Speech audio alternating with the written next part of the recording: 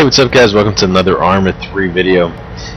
In this one I want to talk about my new build, computer build. I've been wanting to do an Intel build for, I don't know, maybe like 7 years now. I've always went with AMD just because it was a lot cheaper, and honestly, when you're on a budget, that's kind of the way you think.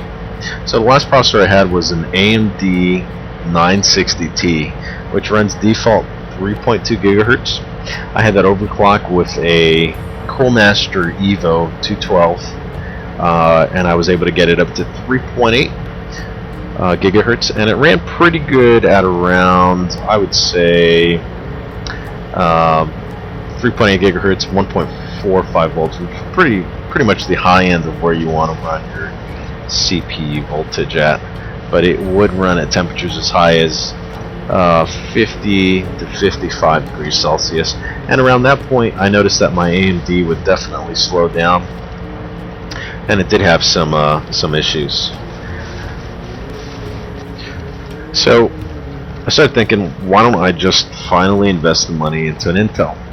And there's a new chip that came out in January 2015 called the 4690, which is the chip that I ended up buying. The processor runs at, I think, 3.5 gigahertz default, and then you can overclock it if you have some good air cooling like a Coolmaster or other brands. You can pretty much run it up to, most people are able to get it between 4 gigahertz and 4.6 or so. There's some beast chips out there that are about 4.9, but mine's was, I did the Asus Suite 5-way optimization, or auto. It basically just tunes your RAM and your voltage and your CPU and your multiplier to give you the optimal performance. And the most stable number that I was able to get was 4.4 gigahertz. Anyway, long story short, basically the Intel processors are so much better than AMD. Even if you buy the AMD like 6-core or 8-core, it's like, especially ARMA 3, it's not about how many cores you have, it's more about single core processing power. And the bottom line is that AMD, it just delivers the power to ARMA. That in combination with Nvidia. So what I ended up doing was I purchased this Nvidia card, and I've had it with the 960T with the old processor. And no matter what I did with the video settings, I was always getting about 20 to 30 in multiplayer. Now here I am in the US SOCOM server, and I'll show you how many frames I'm getting with the new build. I'll go over to video, and here you can see 60 frames per second. I mean, that's pretty much my screen refresh limit, and it even goes up to 77, 80 frames per second. Okay, I can put the exact build that I have in the description. So essentially, I'm running the Intel 4690K. The K model is unclockable, which means you can increase the multiplier and thereby increase the speed of the processor. The regular 490K is not clockable. Now, you can see there I'm getting 77 looking at the sky. It's just ridiculous. And like I said, I had the AMD paired with the 660 Ti, which is the Nvidia. That's an older card, but when I looked at the comparisons between the 660 and the 960, which is the newest version of the 60 series, it almost compares to the 960. So it's a beast of a card. I only got it for $160 on Amazon. So not bad at all. I think the card is actually worth probably $250. That's pretty much the average price of it. And then I paired that with if you saw I'll put in a last video where I actually show you the build, but I paired that with an Asus Z97-A or Alpha motherboard, and the results are unbelievable. I literally went on the server, on the US SOCOM server, from 20 frames per second, sometimes 30, maybe 40 on a great day, but really an average of maybe 25, 20 frames per second, using my old processor and my old motherboard, to an amazing, you can see here, 60 up to 80 frames per second. And you can see here, I'll go ahead and push this to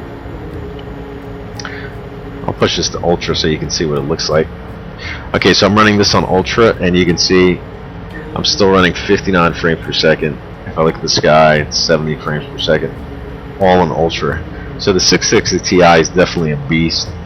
And one of the misconceptions that I guess I believed is that it's all about the video card.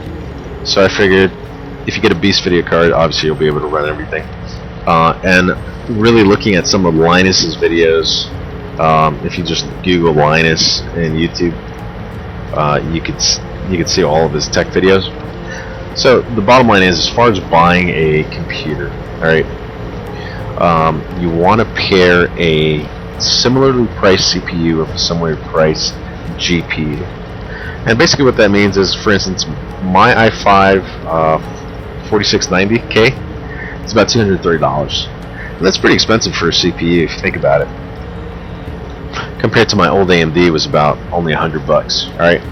But what I can tell you from my personal experience and research and testing is that that $100 processor, that AMD, performs at half the frames or half the performance of my i5 4690K.